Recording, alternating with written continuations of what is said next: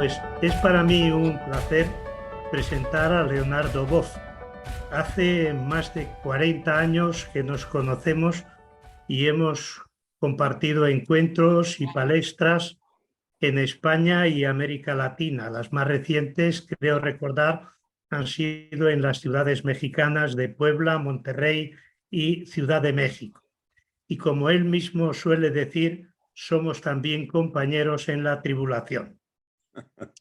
Es la primera vez que participa en nuestros congresos tras numerosas invitaciones que no pudo aceptar por su apretada agenda. Es sobradamente conocido por todos nosotros y nosotras, pero no obstante voy a hacer la presentación de algunos aspectos de su persona y de sus aportaciones teológicas que me parecen importantes. La primera es su formación y docencia teológica. Leonardo Boff hizo sus estudios de posgrado en la Universidad de Múnich, en Alemania, donde siguió los cursos de Karl Rahner y creo que también del cardenal Ratzinger. A su regreso a Brasil fue profesor de Teología Sistemática y Ecuménica por 22 años en el Instituto Filosófico Teológico Franciscano de Petrópolis, una docencia que compartió con la redacción de la revista, la prestigiosa revista eclesiástica brasileira, una de las más importantes y longevas de América Latina, y de la revista mensual Voces, con más de 130 años de existencia. Es profesor también invitado en varias universidades como Colombia, Lisboa, Basilea, Heidelberg, Salamanca, Lund, México, Costa Rica y Harvard, entre otras. Es autor de más de 30 libros donde desarrolla todas sus reflexiones, todos sus análisis y todas sus investigaciones en los últimos años relacionadas con la ecología. En segundo lugar, me gustaría destacar su vinculación con los movimientos sociales y las comunidades de base. Leonardo Boff acompaña a los movimientos sociales populares, sobre todo a las comunidades eclesiales de base, a grupos de derechos humanos, de fe y política, entre ellos destacar el movimiento de los sin tierra y sin techo, las comunidades indígenas y afrodescendientes. Lo más importante para mí de este segundo aspecto es que todos estos colectivos y todas estas relaciones con ellos conforman o constituyen una de las fuentes de su teología. En tercer lugar, decir, aunque parezca un oxímoron, que fue condecorado por el Vaticano, una condecoración que consistió en la sanción de un silencio obsequioso. Creo recordar que entonces era presidente el cardenal Ratzinger de la Congregación para la Doctrina de la Fe. Y ahí el cardenal cambió totalmente los papeles. Pasó de mecenas, que lo fue en los primeros años 70, que le apoyó en la publicación de su tesis doctoral, a detective. Cambio que me parece muy importante y muy a tener en cuenta en este tipo de relación. La condena se debió a su libro, ya citado ayer por Jesús Peláez, de Iglesia, Carisma y Poder.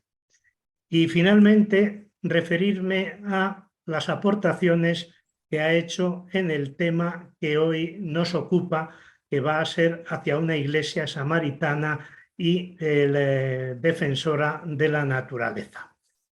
En primer lugar, participó en la redacción de la Carta de la Tierra bajo la dirección de Gorbachov y en la sesión de las Naciones Unidas sobre los bienes comunes de la Tierra y de la humanidad. Ha recibido por esta preocupación ecológica el Premio Nobel Alternativo de la Paz del Parlamento sueco y es autor de más de 100 libros, muchos de ellos sobre ecología. Cito, por no extenderme demasiado, El último, que me parece de un interés extraordinario y que muy pronto comentaré en una revista, es el doloroso parto de la Madre Tierra. Y lo más importante, a mi juicio, es que ha sabido articular 4 dimensiones difíciles de compaginar y menos aún en una sola persona. Sería como el más difícil todavía del circo, que son la teología, la ecología, la mística y la liberación. Y en ese sentido, creo que ha creado una nueva corriente teológica que acompaña además con su estilo de vida franciscana. Esa corriente teológica la defino o la llamo ecoteología de la liberación, que intenta responder a 2 gritos: el grito de los pueblos empobrecidos y el grito de la naturaleza maltratada y, por relación con el tema del cuidado, totalmente descuidada. Muchas gracias, Leonardo, por volver a encontrarnos cara a cara a través de Internet, y encantado de escucharte. Tenemos muchísimo interés en esta conferencia, cuyo título es Hacia una iglesia samaritana y cuidadora de la naturaleza. Muy buenos días, Juan José Tamayo, viejo amigo. Buenos días a todos que están participando en ese congreso. Y estoy feliz de poder participar porque tú, Tamayo, me has invitado muchas veces y no he conseguido participar, pero ahora lo hacemos, que es casi cara a cara, porque nos vemos y podemos nos comunicar.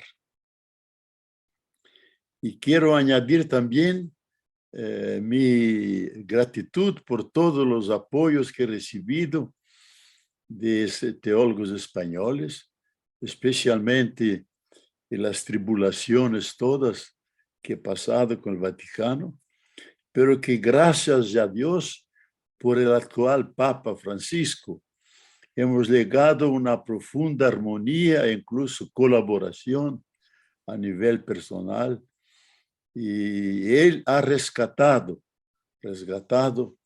la dignidad de la teología de la liberación, sea recibiendo Gustavo Gutiérrez, John Sobrino, José María Castillo, y él mismo se entendiendo como representante de la teología de la liberación de versión argentina, que es liberar el pueblo oprimido y las culturas rechazadas.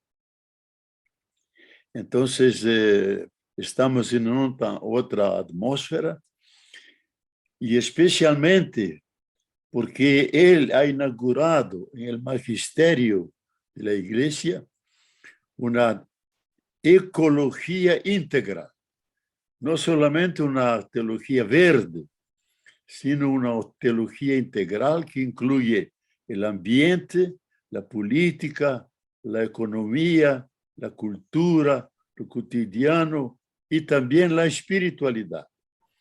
Y es en 2 encíclicas, Laudato Si, que tiene como verdadero título Cómo cuidar de la casa común, y la segunda, Fratelli Tutti, todos hermanos y hermanas, en la cual presenta una alternativa a la crisis actual que estamos viviendo.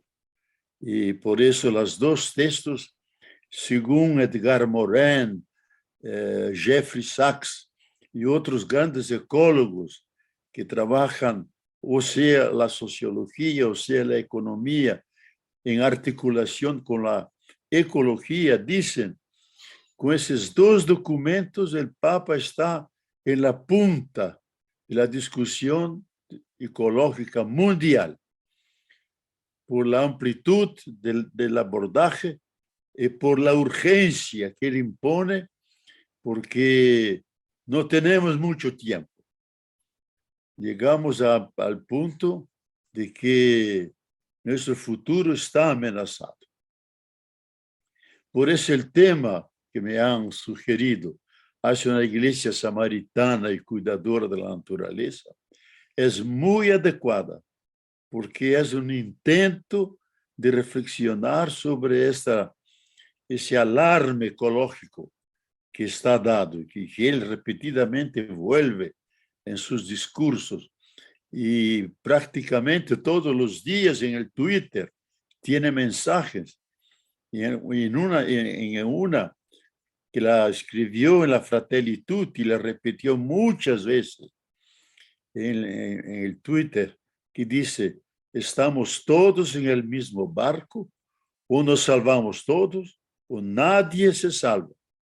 Entonces, es un tono de urgencia, pero siempre esperanzador, siempre con esperanza, porque no somos llamados a morir miserablemente, sino a dar un salto de calidad, superando la actual crisis y rumbo a una relación de profunda amistad, cordialidad entre nosotros y con todos los seres de la naturaleza. Bueno, fue un poco larga mi introducción, pero me gustaría empezar ya con la conferencia. Y antes de abordar el tema tan importante hacia una iglesia samaritana y cuidadora de la naturaleza, pretendo hacer dos observaciones que son para mí fundamentales. La primera es: ¿qué mensaje la Madre Tierra nos quiere comunicar con la intrusión del COVID-19, del coronavirus? Y la segunda, la confrontación de dos paradigmas civilizatorios, del dominus, el ser humano como señor y dueño, y del frater, el ser humano como hermano y hermana. Y ahí se pregunta: ¿cuál es su significado para la actual crisis ya generalizada? Vamos a la primera observación. Más allá de las vacunas y de todas las preocupaciones contra la diseminación del virus, hay que preguntarse: ¿de dónde viene el virus? Todo parece indicar que el virus es un contraataque de la Madre Tierra a raíz de la secular agresión de los poderosos de ese mundo. Agresión que le hicieran devastando enteros ecosistemas y en función de su acumulación de bienes materiales, poniendo en riesgo la comunidad de vida. Estamos, en otras palabras, estamos en una situación dentro del antropoceno, de la sexta extinción en masa.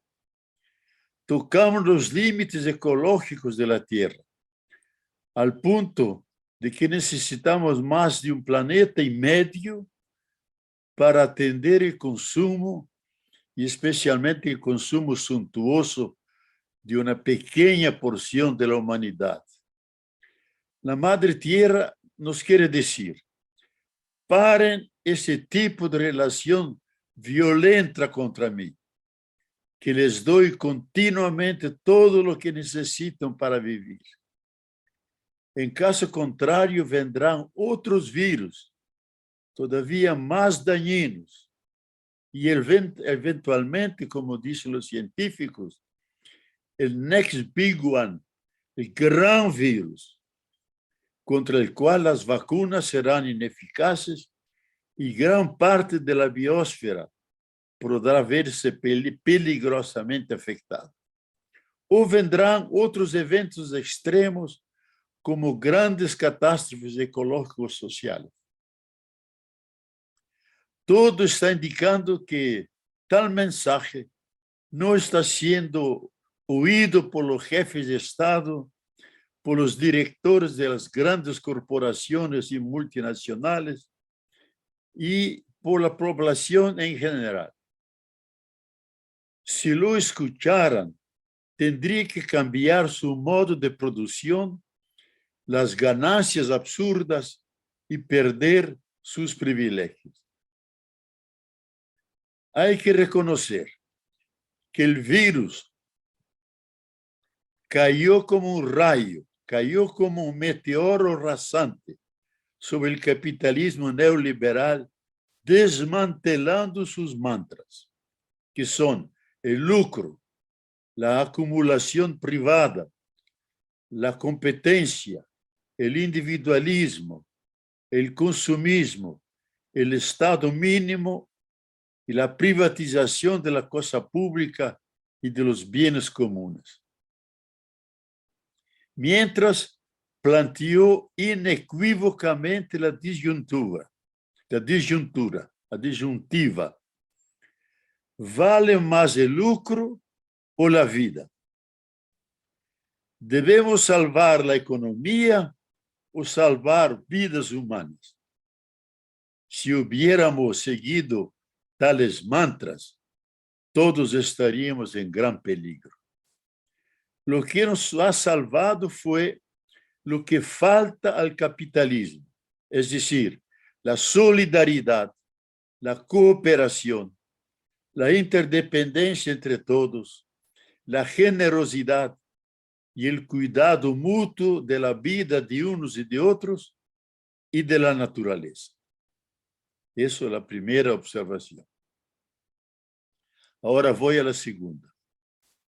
El presente caos sanitario, ecológico, social, político, espiritual es la consecuencia derivada del paradigma de la modernidad. El paradigma que ha dominado los últimos 2-3 siglos de nuestra historia.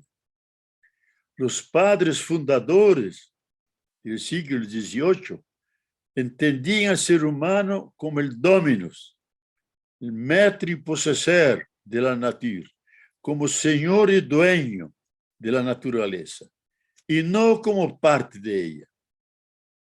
Para ellos la tierra carece de propósito y la naturaleza no tiene valor en sí misma, sino que está ordenada al ser humano que puede disponer de ella a su antojo. Este paradigma ha modificado la faz de la tierra. Trajo innegables beneficios, pero en su afán de dominar todo, ha creado el principio de la autodestrucción de sí mismo y de la naturaleza, con armas químicas, biológicas y nucleares. El fin del mundo ya no es cosa de Dios, sino del propio ser humano, que se ha enseñoreado de la propia muerte. Llegamos a tal punto que el secretario general de la ONU, Antonio Guterres, dijo recientemente en un gran encuentro en Berlín sobre el calentamiento global que crece de forma no prevista. Dijo él ahí, solo tenemos esta elección, la acción colectiva o el suicidio colectivo. Suicidio colectivo. Jeffrey Sachs, ese gran economista de Estados Unidos, que articula economía con ecología y es el gran especialista del gran foso entre riqueza y pobreza.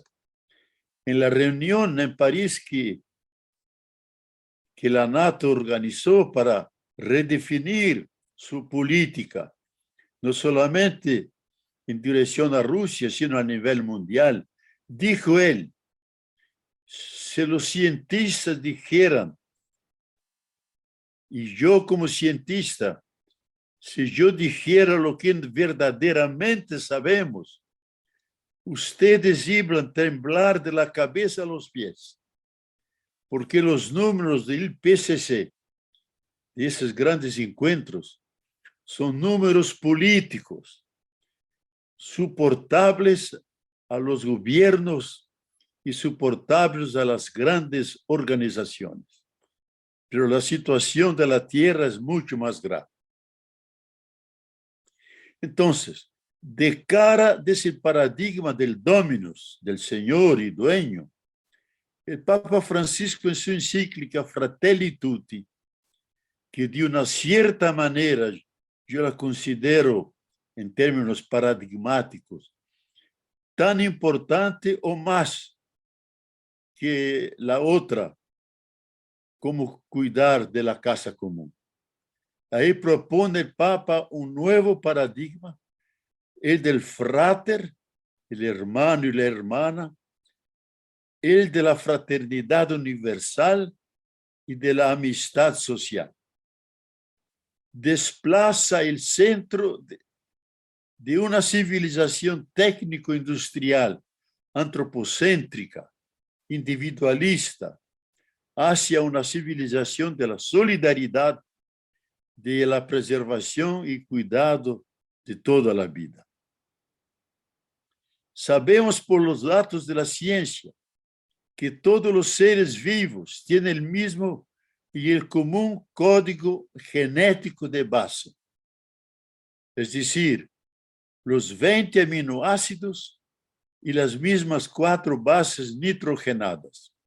Desde la célula más primitiva, que irrumpió 3,8 mil millones de años, pasando por los dinosaurios, los caballos y llegando a nosotros, todos tenemos los mismos elementos biológicos de base. Por eso somos de hecho, y no retórica o místicamente, somos de hecho hermanos y hermanas. Esto lo reafirma la Carta de la Tierra, así como las 2 encíclicas referidas del Papa Francisco. Estos 2 paradigmas están ahora altamente confrontados. Si seguimos el paradigma del señor y dueño, maître y possesseur, que usa el poder como dominación de todo, hasta las últimas dimensiones de la materia y de la vida, vamos seguramente, si seguimos por ese camino, vamos seguramente al encuentro de un Armagedón ecológico, con el riesgo de exterminar la vida en la tierra. Sería el justo castigo de las ofensas y heridas que nosotros hemos infligido a la Madre Tierra por siglos y siglos. Ella seguirá su curso alrededor del Sol, pero sin nosotros. Con el viraje hacia el paradigma del frater, del hermano y de la hermana, se abre una ventana de salvación. Superaremos la visión apocalíptica de la amenaza del fin de la especie humana por una visión de esperanza, de que podemos y debemos cambiar de rumbo y de ser de hecho hermanos y hermanas dentro de la misma casa común, la naturaleza incluida. Sería el bien vivir y convivir del ideal andino, en armonía entre todos los seres humanos y los demás seres de la naturaleza. Este es el contexto dentro del cual, a mi juicio, se debe situar la acción de la Iglesia, que se propone ser samaritana de todo lo que existe y de todo lo que vive. El Papa Francisco de Roma, inspirado por el otro Francisco, el de Asís, se dio cuenta de la gravedad de la situación dramática del sistema tierra, del sistema vida, y formuló una propuesta en la Laudato Si. Ahí dice: debemos y los convido a una conversión ecológica global.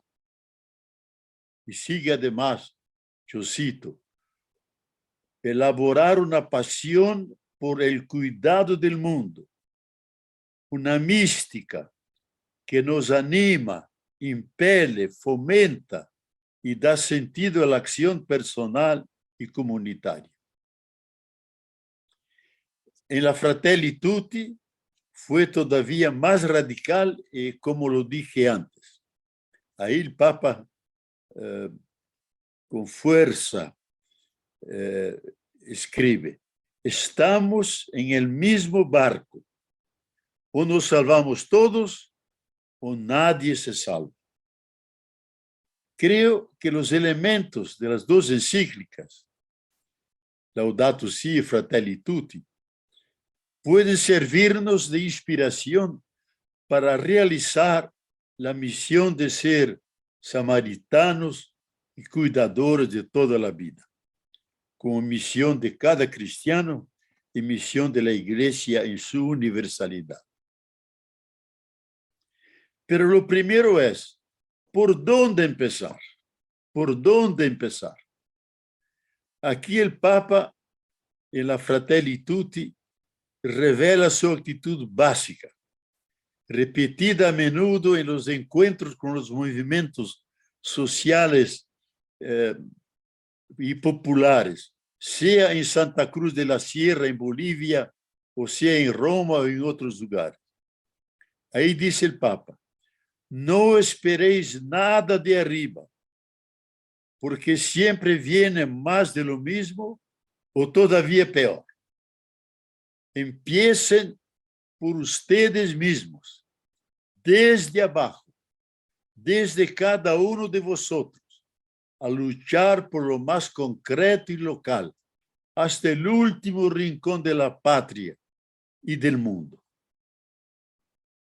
El Papa sugiere lo que hoy es la punta de la discusión ecológica mundial, que es trabajar la región, el bioregionalismo, que permite la verdadera sostenibilidad con una agroecología, una democracia participativa y popular, y democracia esta que humaniza las comunidades y articula lo local con lo universal, creando formas de vida en profunda comunión con la totalidad de la naturaleza, incluso del cosmos. De mano a la parábola del buen samaritano, hace un análisis riguroso de los diversos personajes que entran en escena y los aplica a la economía política, culminando con la pregunta, ¿con quién te identificas? ¿Con el herido del camino? ¿Con el sacerdote? ¿Con el levita? ¿O con el extranjero, el samaritano, despreciado por los judíos? Esta pregunta es cruda, directa y decisiva.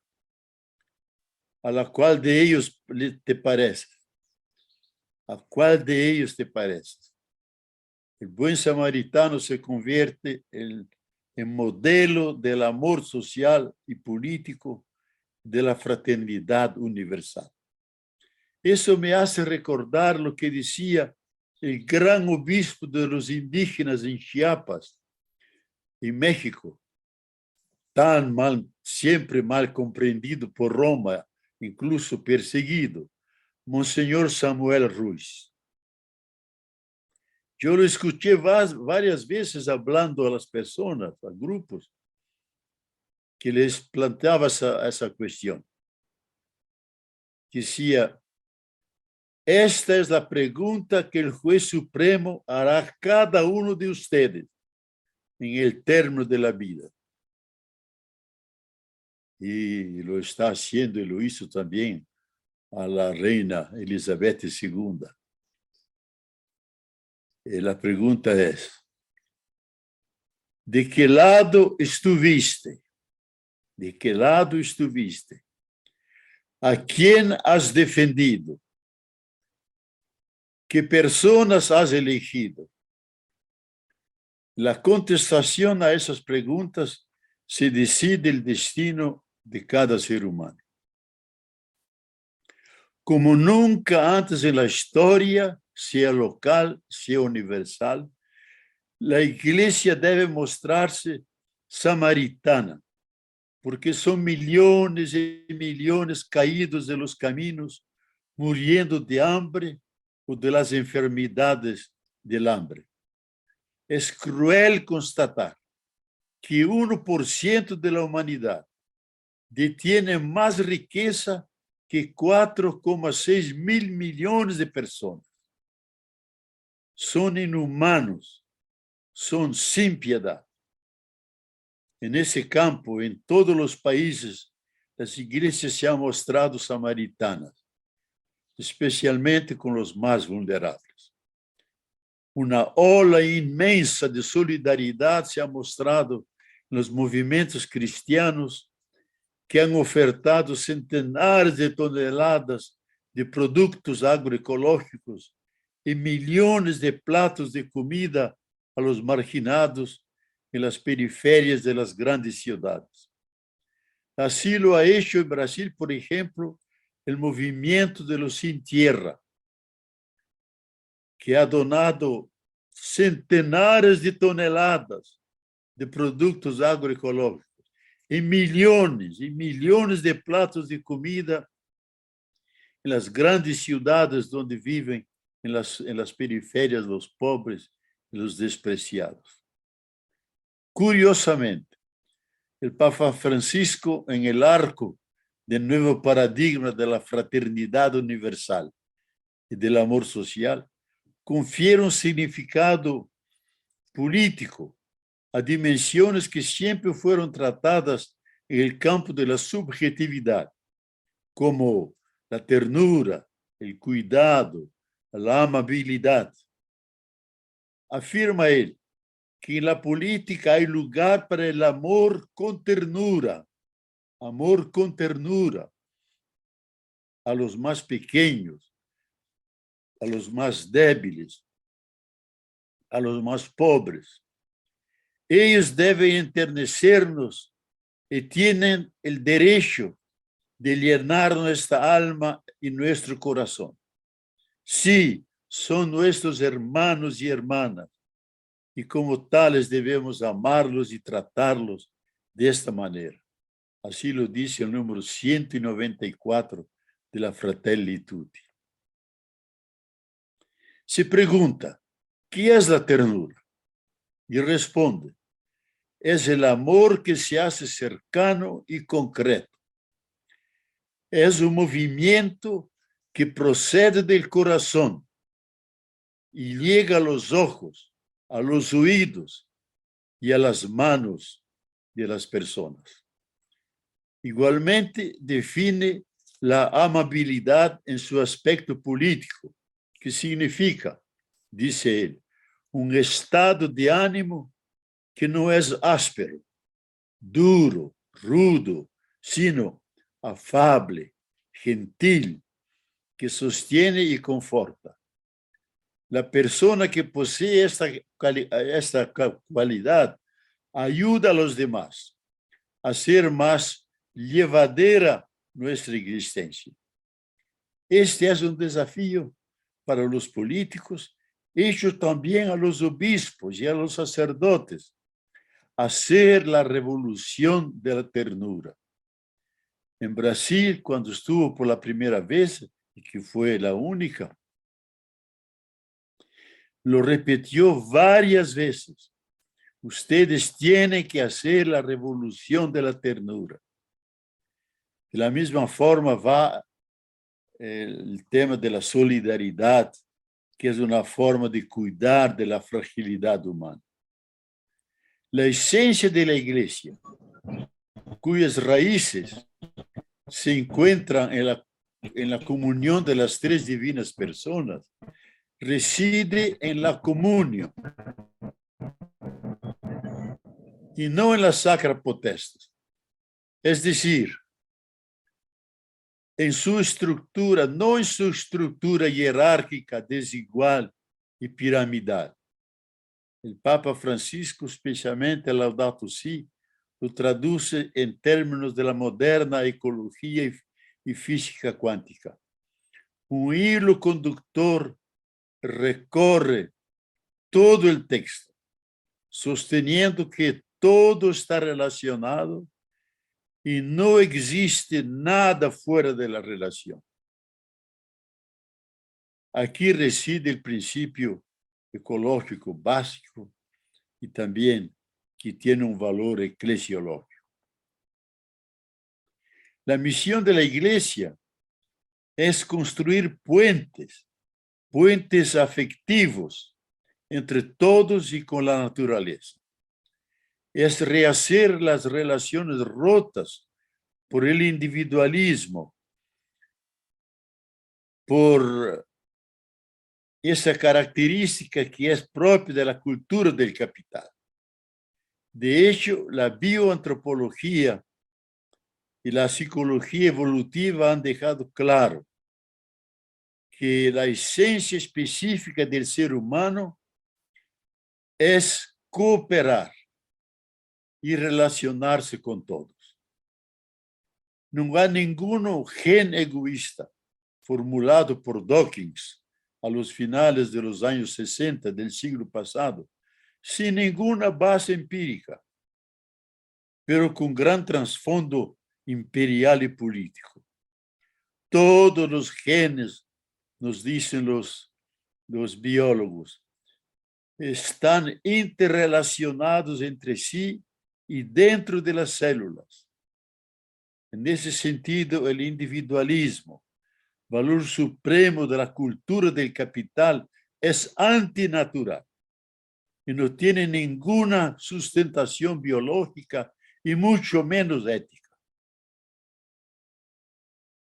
Otro punto fundamental en la misión samaritana de la Iglesia es el cuidado por todo lo creado. El cuidado esencial pertenece a todos los seres vivos.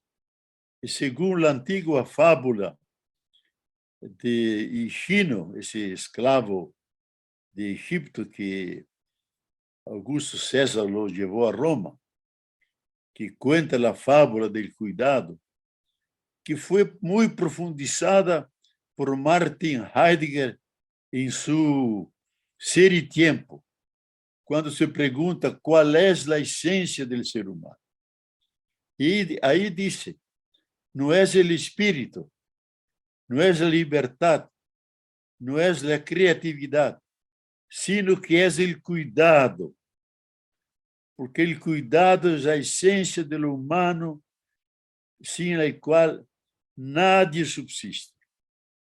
Y yo no necesito narrar la fábula, porque la trabajé con profundidad en el libro que está ahí en español, Saber Cuidar, Ética del Humano y Compasión por la Tierra.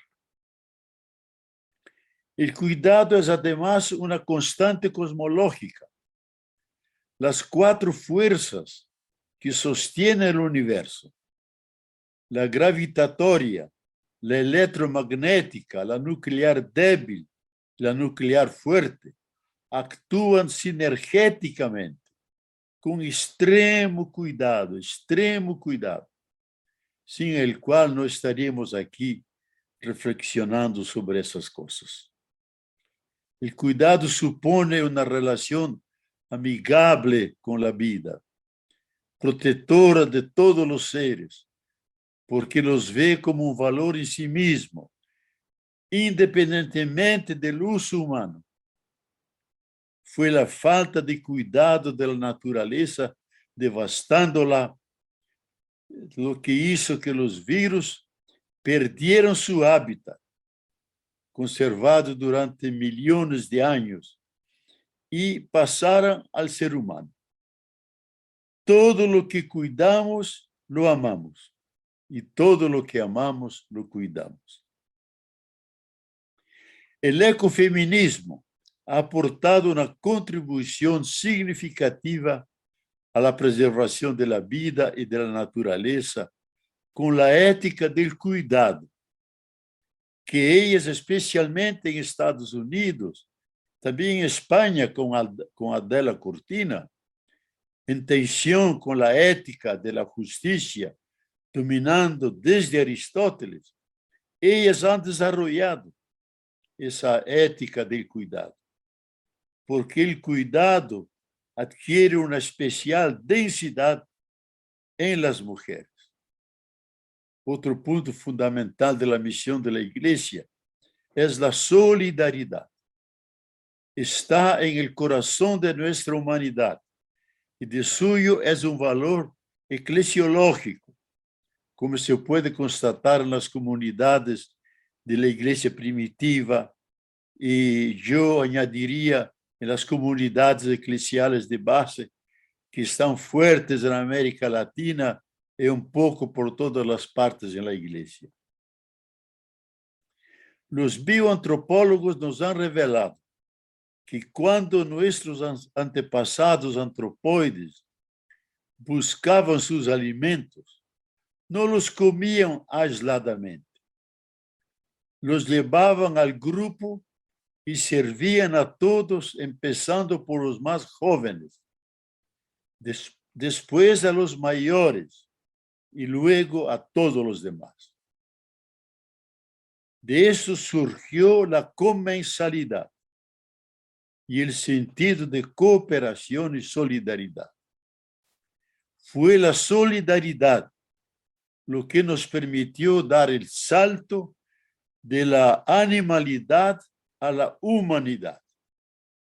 E lo que foi válido ayer em el passado sigue válido também para os dias de hoje e muito mais do que antes.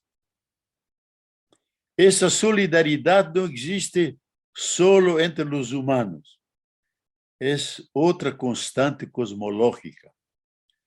Todos os seres convivem, estão involucrados em redes de relações de reciprocidade e solidariedade, de forma que todos podem ajudar-se mutuamente a viver e a coevoluir, coevolucionar. Incluso o mais débil, com a colaboração de outros, subsiste, tem seu lugar em el conjunto de los seres e coevoluciona com eles. O sistema de capital não conhece a solidariedade, solo a competição, que produz tensões, rivalidades, verdadeiras destruições de outros competidores em função de uma maior acumulação. O capital tem uma tendência suicida. E como o Papa lo disse muitas vezes, é sistema que mata seres da natureza e, o pior, que mata seres humanos. E agora quero subrayar isto. Hoje em dia, o maior problema da humanidade não é nem econômico, nem político, nem cultural, nem religioso, sino o maior problema da humanidade é a falta de solidariedade com outros seres humanos que estão a nosso lado. O capitalismo não ama as pessoas, só sua capacidade de produção e capacidade de consumo. E por aí vemos a importância fundamental, se queremos salvar a nós e a Madre Tierra, a profunda solidariedade entre todos nós. E como cristianos e cristianas em seguimento de Jesus, devemos fazer desse hecho da solidariedade essencial, natural, projeto, vale dizer, uma opção consciente, solidários a partir de los últimos e invisíveis, solidários de aqueles que não contam para o sistema imperante e que são considerados como zeros econômicos, y prescindibles. Aquí reside la base espiritual y teologal de la teología de la liberación, cuyo eje central es la opción por los pobres, contra la pobreza y a favor de su liberación. ¿Cuál es el proyecto de sociedad soñado por el Papa Francisco? Fundado en la fraternidad universal y en el amor social.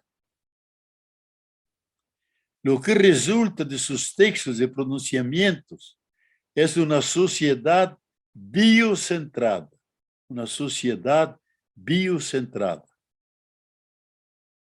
La vida, con toda su diversidad, detiene la centralidad. La economía y la política y la cultura están a su servicio para que esta vida se mantenga en la tierra. Tierra esta entendida como viva, la magna mater de los antiguos, la Pachamama de los andinos y la Gaia de los modernos. Todo eso no puede ser apenas un proyecto formulado intelectualmente, utilizando todos los recursos técnicos y científicos a nuestra disposición. Yo quiero subrayar también ese punto. Tenemos que incorporar algo fundamental, que es la razón cordial o sensible. En ese tipo de inteligencia reside el mundo de las excelencias, que nos mueve y nos propicia una ética, una espiritualidad y el cuidado, de tal forma que construimos un lazo afectivo con nuestra madre tierra y con todos los seres, también nuestros hermanos y hermanas. La razón intelectual actual, importante para dar cuenta de la complejidad de nuestras sociedades, tiene solo 8 o 9 millones de años. La razón cordial o sensible tiene como 220 millones de años. 220 millones de años. E irrompió cuando surgieron los mamíferos en el proceso de la evolución.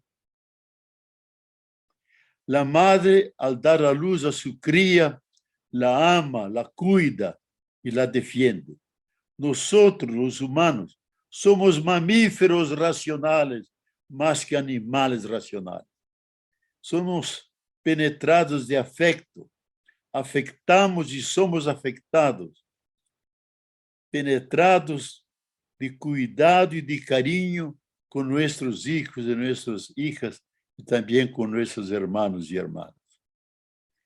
Hoy esta dimensión afectiva está prácticamente ausente en los procesos técnicos y científicos típicos de nuestro paradigma moderno.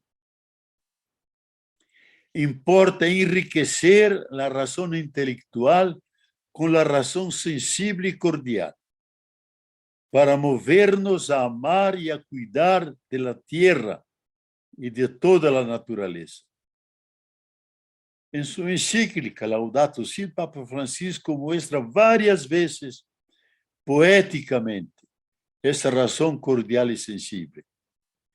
Ve en San Francisco, lo dice él, el ejemplo por excelencia del cuidado. Tenía un corazón universal. En otro lugar dice con profunda sensibilidad cordial, todo está relacionado y todos nosotros, seres humanos, caminamos juntos como hermanos y hermanas en una peregrinación maravillosa que nos une también con tierna afección al hermano Sol, a la hermana Luna, al hermano Río y a la hermana y madre Tierra. Ahí lo dice en la Laudato Si, el número 92, y con otras palabras lo repite el número 86. Sin el rescate de los derechos del corazón, no vamos a comprometernos en la salvación de los commons, de los bienes comunes, ni vamos a hacer una alianza afectiva con los hermanos, con el hermano bosque, con la hermana agua, en fin, con todos los seres de la naturaleza de la cual somos parte. Unidos, corazón y mente, inteligencia intelectual e inteligencia cordial, podemos dar sostenibilidad al proyecto de una biocivilización, de una civilización biocentral, donde la centralidad está la vida en sus más diferentes formas. El próximo paso de la humanidad es empezar a dar cuerpo a ese tipo de civilización biocentral, que podrá garantizar un futuro bienaventurado a la casa común y a la naturaleza toda incluida. Quiero terminar con una frase del libro de la sabiduría, citado por el Papa en la encíclica Laudato Si. Ahí se dice: Señor, tú amas cuanto existe y no aborreces nada de lo que hiciste, pues si odiaras algo, no lo hubieras creado. Tú eres indulgente con todas las cosas, porque son tuyas, oh Señor, amante de la vida. Oh Señor, amante de la vida. Un Dios que es un apasionado amante de la vida no va a permitir que sus hijos y hijas, nosotros, y que nuestra casa común perezcan así tan miserablemente.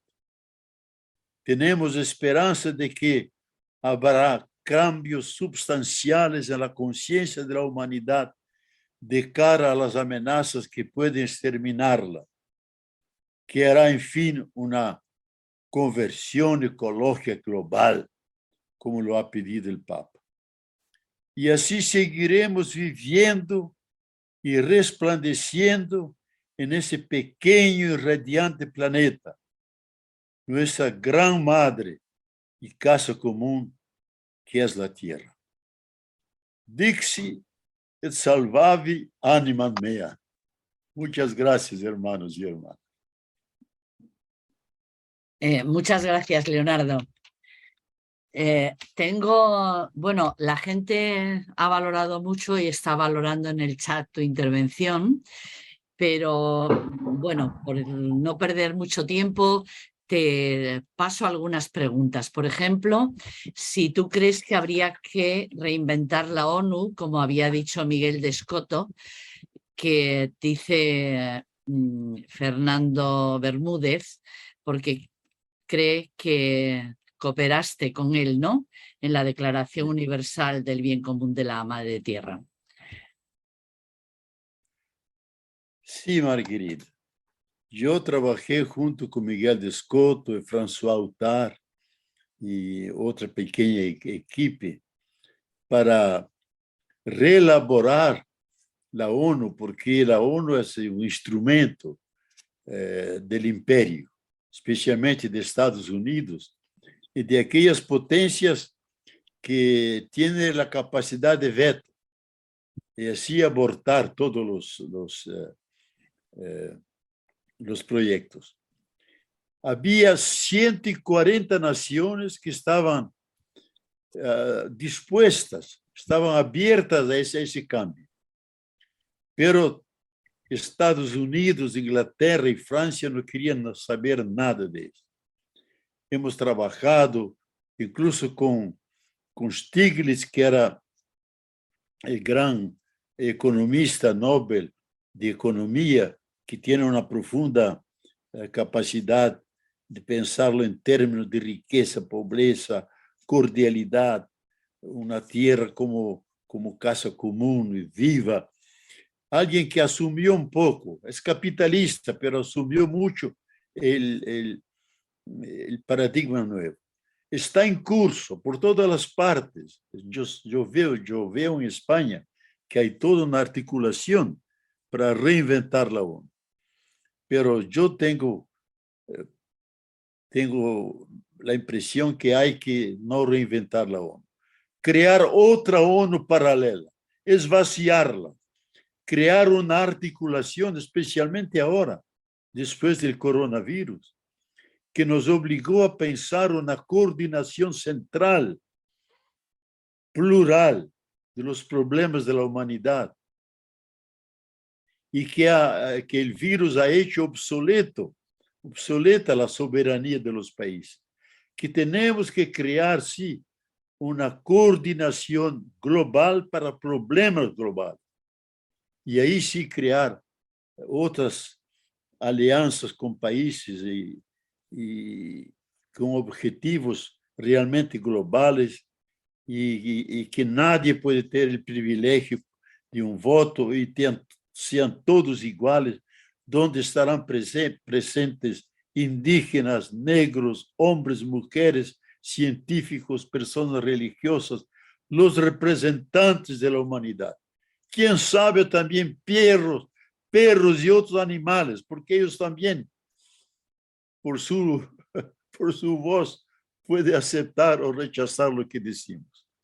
Pero es un poco en esa línea. Bueno, hay muchos comentarios de que como tus palabras son profecías del siglo XXI. Nos preguntamos si seremos capaces de cambiar y construir esa fraternidad cosmológica y también por dónde se está construyendo esa biocivilización ya hoy. Mira, yo escribí un pequeño libro, Habitar la Tierra, que ya salió en España y primero salió en Italia, y comentando si es posible dentro del capitalismo realizar el sueño, el proyecto del Papa de una fraternidad universal y de un amor social. Y hice un gran debate con sociólogos y políticos en una live en Italia. Y por mi alegría fue acompañado por el Papa ese pequeño libro.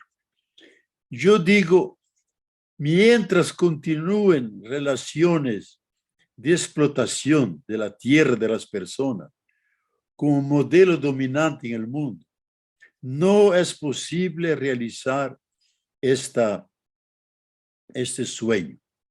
El Papa lo presenta como un sueño, porque en el sentido psicoanalítico, sueño, como decía Freud y también Jung, es los grandes sueños. Es una especie de anticipación de algo que puede venir o debe venir en el futuro. Entonces, yo espero que va a venir. Pero, si no podemos crear ahora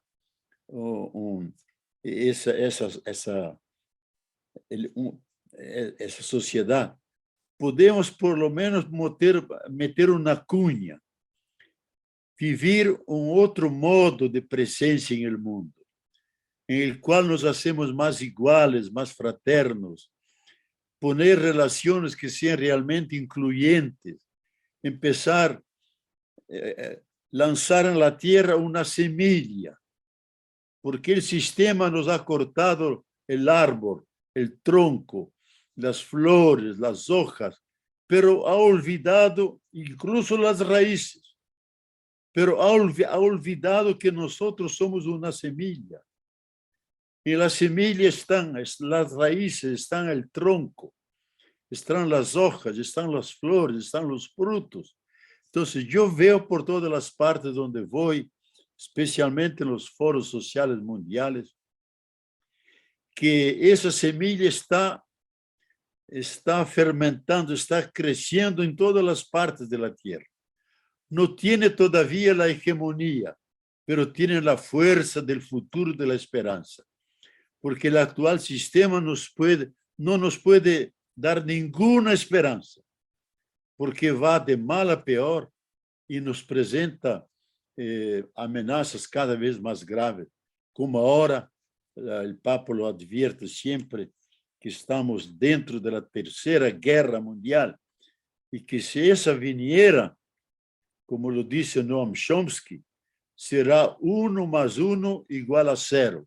Es decir, uno va a destruir el otro y junto toda la especie humana. Esa es la realidad que estamos viviendo. Mira, Arturo ahora va a tomar la palabra, pero mientras tanto abre su micrófono. Te preguntan cuál sería la relación en el contexto hombre, Dios, madre, tierra, ya que muchas veces Dios está al margen o fuera cuando se formulan estas cuestiones. Pero ahí hay que recuperar una vieja categoría de la teología del siglo III y IV, que era la categoría de la pericóresis, y modernamente por la teología de los evangélicos protestantes, pero es una categoría también católica, del panenteísmo, no del panteísmo, que es un error incluso filosófico, que dice esta pena, este hierro y todo es Dios. No, panenteísmo significa todo está en Dios y Dios está en todos, respetando la diferencia entre creador y criatura, pero no hay un foso entre ellos, hay una profunda intimidad. Dios está continuamente dentro, diciendo la palabra hágase, y nosotros estamos siempre dentro de Dios. Nosotros no vamos a Dios, ni salimos de Dios, porque estamos siempre dentro de Dios. Esa es la realidad. Entonces, esa totalidad, Dios, tierra, ser humano, es una totalidad compleja, con diferencias, pero todas penetradas por esse milieu divin, como dizia Teilhard de Chardin, esse médio divino, essa atmósfera que é exatamente a realidade que llena todas as realidades, que é a presença do Deus vivo, não Deus como o monoteísmo judío ou muçulmano, sino el monoteísmo trinitario, un Dios que no es la soledad del uno, el Dios que es la comunión de los tres, Dios que es comunión de amor, de solidaridad, de mutua entrega. Entonces, ese Dios nos involucra a todos en su abundancia de amor y de búsqueda de relaciones con los demás. Arturo, si quieres hablar. Gracias, Margarita. Gracias, Leonardo Boff. Hay un poema de Jorge Luis Borges que dice, se llama Los Justos, que dice: el que agradece que en la tierra haya Stevenson. Yo soy un hombre que agradece que en la tierra haya Leonardo Boff, porque lo leo desde jovencito y me sé algunos párrafos tuyos de memoria. Así que antes de hacerte la pregunta, quiero manifestarte mi profunda gratitud. Bueno, Leonardo, yo he escuchado cosas tuyas bastantes en YouTube, he leído tus libros, acabas de nombrar las otras religiones, pero una de las cosas que me ayudó a mí para confirmarme en este nuevo paradigma que tú intentas compartirnos es la mirada en el hombre primitivo. Tuve unos cursos sobre hominización con gente de Atapuerca y contaron que habían encontrado el cadáver de una niña con una deformación en el cerebro y que pudo sobrevivir gracias a que el clan la cuidó.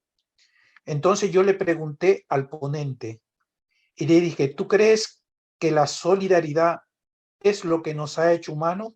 Y él respondió que sí. Entonces quería preguntarte, ahora sí hago la pregunta concreta, ¿en qué puede aportarnos para este nuevo paradigma una mirada correcta, sana, sobre el hombre primitivo? Muchas gracias. Muchas gracias, Arturo, por tus palabras tan generosas.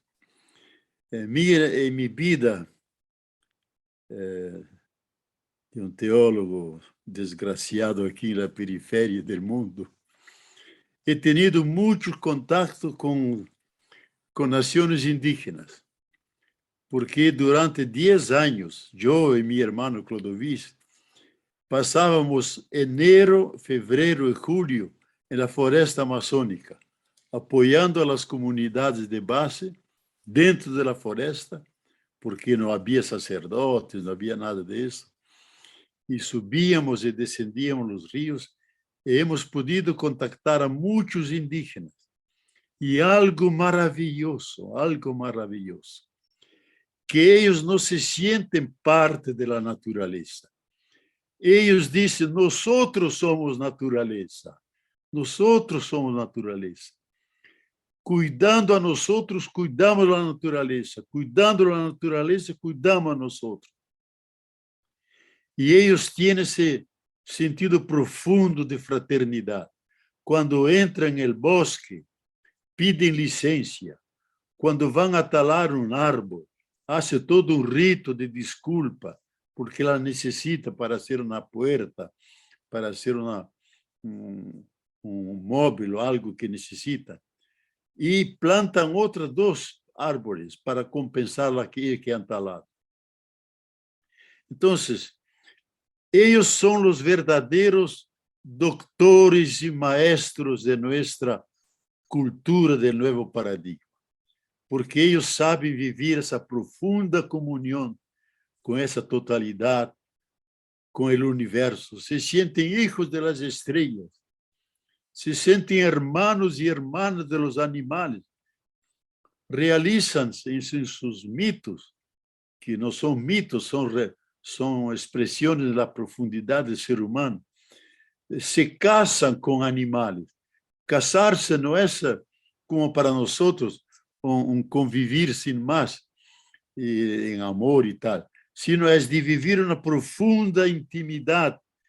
A mesma natureza que está em animal está comigo e nós reconhecemos. E isso lo vivem eles.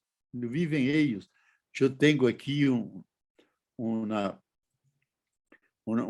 foto belíssima que uma indígena está dando seu pecho a um pequeno puerco, pequeno animalito que ele está tomando a leite.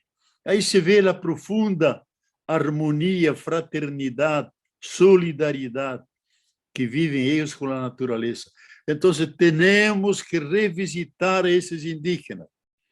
Temos que entender, por exemplo, o que os andinos, Bolívia, Equador, hicieron em suas constituições. Han introduzido por la primeira vez na história do Occidente o constitucionalismo ecológico, o que também lo está intentando Chile. E isso nós não lo hemos todavía hecho.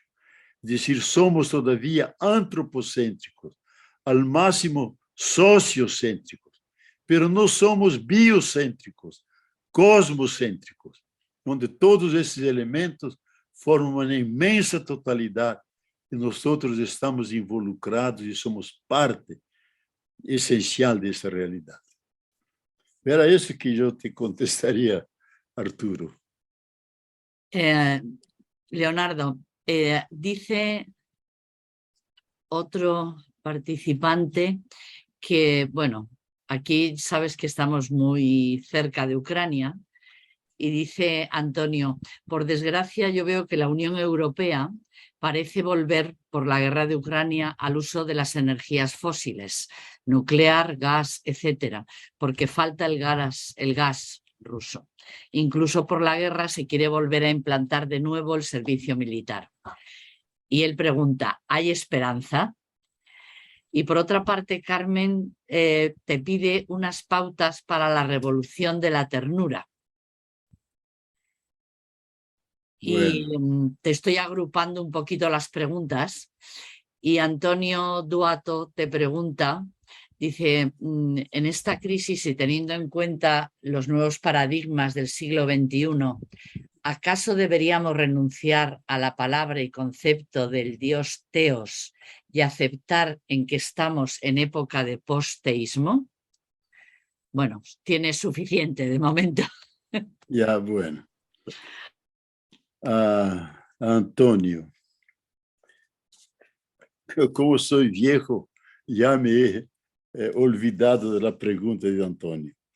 Si puede repetirla, Margarita. Claro, eres solamente preguntaba si teníamos que renunciar a la palabra y concepto del Dios teos y aceptar que estamos en época de posteísmo.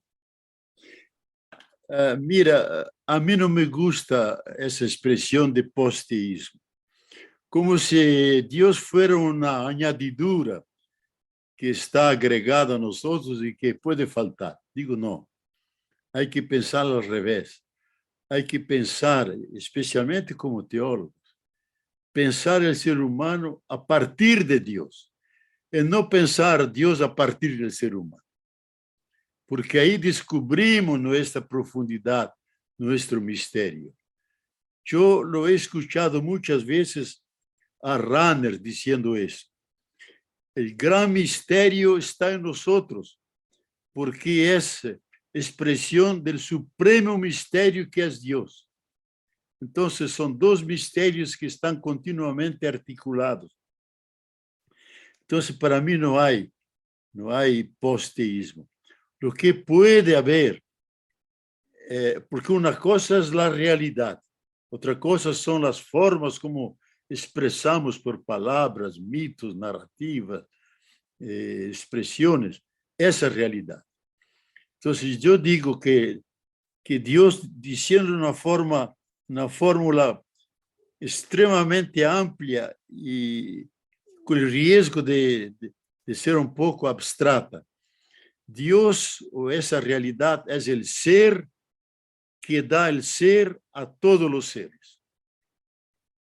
El ser que da el ser a todos los seres. Entonces no podemos prescindir de esto. Podemos tener muchos nombres, llamar Dios Padre, Dios Madre, o Dios Padre maternal, o Madre paternal. Podemos llamar de Alá, de Olorum, de 1000 nombres. No importan los nombres, porque ningún nombre define esta realidad. Los cosmólogos suelen llamar, uno de los más grandes que yo lo escucho y trabajé con un discípulo de él, escribiendo el libro, a mi juicio, más importante que juntos hicimos, un cosmólogo americano y yo, el Tao de la Liberación. Ahí decíamos que poco importa las ideas, las palabras que utilizamos, pero el universo nos remite a una energía de fondo, que es una especie de mar sin límites, que tiene las características de infinitud, de misteriosidad, de eternidad, características que las religiones dan al ser supremo. Ellos hablan de eso. Al principio hablaban del vacío cuántico, que de vacío no tiene nada, porque es la plenitud de todas las potencialidades. Pero ahora prefieren hablar de el abismo alimentador de todos los seres. El abismo alimentador de todos los seres. Entonces yo creo que hay que no inventar modas. Para mí ese del posteísmo es una moda que no me gusta y me parece que incluso ofende a Dios, porque lo pone aparte. Y podemos inventar nosotros como si fuéramos nosotros. Y es el mito de la modernidad, el pequeño Dios en la tierra. Deus minor in terra. Así se imaginaban los fundadores. No, somos criaturas involucradas por Dios, pero no podemos jamás renunciar. Y no hay que olvidar que, en el fondo, la humanidad es religiosa, por distintas formas y canales de religión. Y hay que respetar esa expresión. Y eso lo decía especialmente, lo decía especialmente Abraham Huntington en su Choque de Civilizaciones. Él decía, la fuerza más grande que hay en el mundo, por la cual las personas juegan su vida, es la religión. Y Occidente secularizado como Estados Unidos, en su política exterior, nunca han dado importancia a la religión como algo mítico del pasado que no tiene vigencia. Y ahora dice, ahí por el terrorismo, por la movilización de las masas humanas, lo hacen especialmente movidas por motivos religiosos. Entonces, hay que tomar en serio eso. Y él dice incluso que es la fuerza, no una fuerza, la fuerza más importante que mueve los seres humanos. Entonces, hablar de posteísmo para mí es un poco no considerar ese hecho de la humanidad, que es una humanidad que tiene dos hambres, hambre de pan, que lo asociamos, y hambre do infinito, de lo eterno, de aquello que llamamos Javé, Alá, Olorum, Tao, Dios. Lo sabemos, no existe en el diccionario el nombre. Cada uno inventa el nombre de su veneración, de su unción para Dios, pero es aquel que está más allá de todos los nombres. Para mí, una frase de un teólogo franciscano, Duns Scotus, es una de las más importantes de la reflexión filosófica teológica, que él decía, si Dios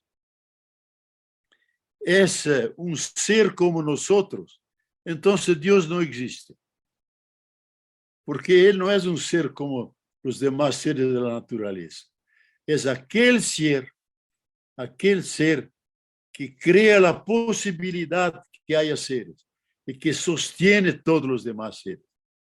Entonces, si Dios existe como los seres existen, entonces Dios no existe. Así lo repetía Duns Scotus, con profundidad filosófica y teológica. Ahí tengo esa de Carmen también, de Carmen. Sí. Estrategias para la ternura. Yo creo, Carmen, especialmente tú como mujer, lo vives sin darse cuenta, que la ternura no es algo que uno aprende, es algo que está entrañado en nosotros y que hay que liberarlo. Es decir, que es una relación de no rechazo del otro, de acogida, de cordialidad, no solamente con las personas, sino con todos los demás seres. San Francisco caminaba sobre las piedras con mucho cuidado porque decía que Dios se presentó como la piedra que todo sustenta. Admiraba todas las florecillas porque decía, Él habló de ellas y alabó su Padre por las flores del campo. Entonces, eso para mí es la ternura. Es un modo de ser que no es agresivo, que es tierno y fraterno, que es acogedor. Y viviendo eso, vivimos la ternura como algo esencial y sin la cual el amor no existe. Yo sigo haciendo matrimonios porque me he promovido a laico, pero sigo haciendo con apoyo de los obispos. Tú, Bob, sigue celebrando, sigue haciendo todo lo que hacías antes. Yo cuando les hablo a los matrimonios digo, cultiven la ternura, porque si no va a cultivar la ternura, el amor no va a mantenerse. La ternura es esa renovación permanente de amabilidad, de cariño con el otro, y es lo que alimenta, que sostiene el amor entre dos personas, el amor en la humanidad. Era eso que decía Carmen. nos quedaba el tema de la guerra y la vuelta a las energías fósiles, ¿no? Si si hay Ah, sí. esperanza todavía de que podamos hacer estas revoluciones ecológicas. Mira, yo creo que la NATO, que fue siempre subserviente de Estados Unidos, en la última reunión hace menos de un mes en París, con el presidente de Estados Unidos, han cambiado su significación de una forma extremadamente peligrosa, porque antes era un organismo de defensa contra la agresión. Ahora no. Se ha transformado, han cambiado el estatuto para ser un organismo también de ataque.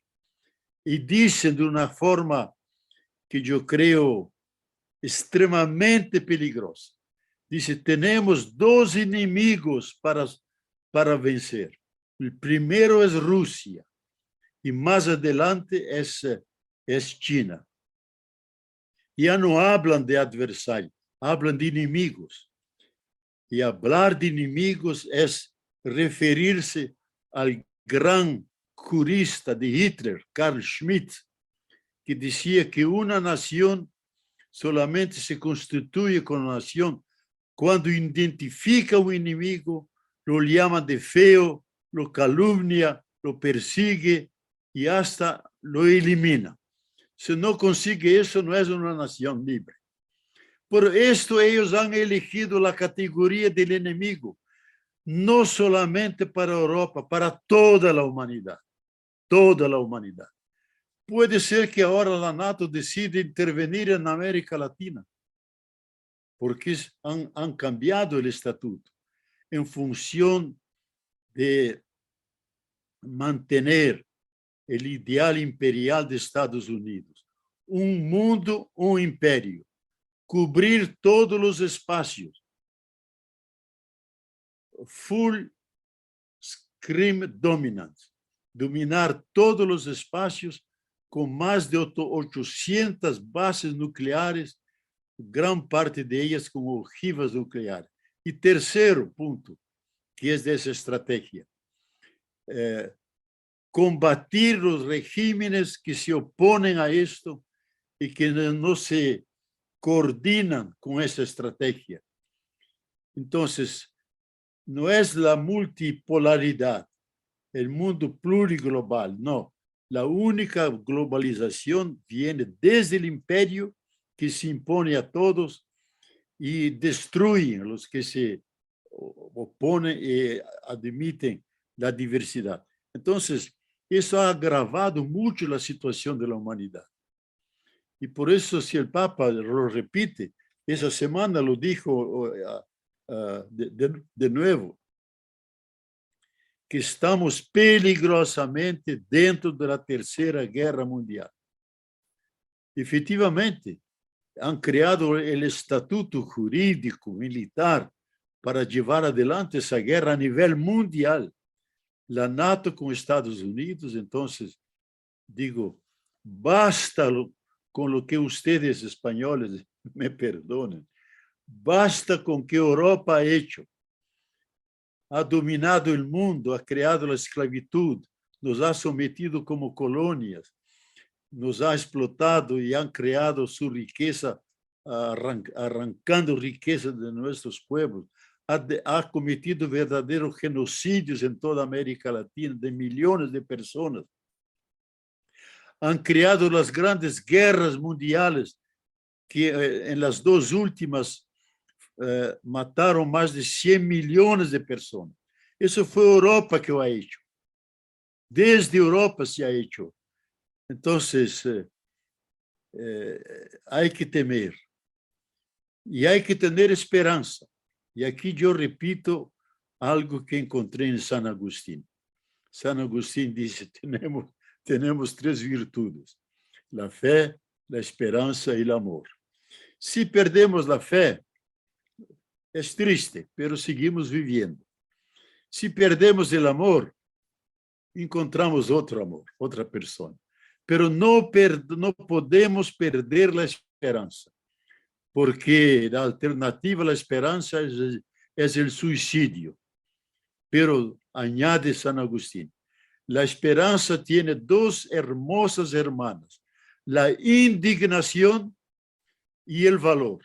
Indignación contra todo lo que es malo y el valor y el coraje para cambiar ese malo en bueno. Entonces tenemos que enamorarnos de esas dos hermosas hermanas, la indignación contra lo que está ahí en el mundo y el valor y coraje para cambiar y hacer que la tierra sea la casa común donde todos puedan habitar como hermanos y hermanas, la naturaleza incluida. Pues muchas gracias, Leonardo. Creo que podemos y tenemos un largo camino para seguir trabajando con esperanza, aunque sea un poco gris el panorama, sobre todo por lo que tú decías de la OTAN, donde estamos muy implicados en Europa, en España también en concreto. Y bueno, esperamos poder volver a leerte ahora que tienes este nuevo libro que has publicado con Trota, ¿no? Ha sido. Con Trota. Sí. Sí. Y bueno, muchísimas gracias. Ojalá nos veamos en persona pronto